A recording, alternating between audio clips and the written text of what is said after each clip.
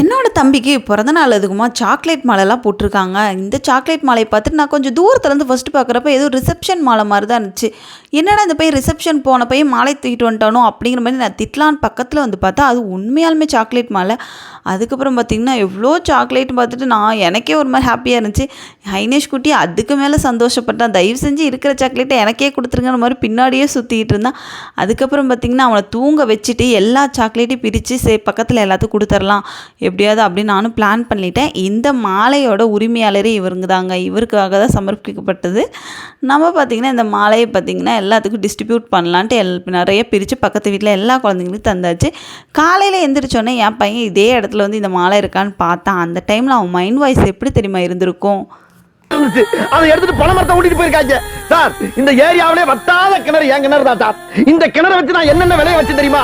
இந்த பக்கம் 500 தென்னை, இந்த பக்கம் 500 வாழை, நடுவுல ஒரு 1000 அடி நீளத்துக்கு வாய்க்கா, இந்த பக்கம் 500 கொய்யா மரம் சார். அம்புட்டி ஆட்டையை போட்டு போயிட்டாங்க சார். சரி அதுக்கு போனாலும் பரவாயில்ல, கிணத்த ஆட்டையை போட்டு வகுத்துல எடுத்துட்டு போயிட்டாங்களே.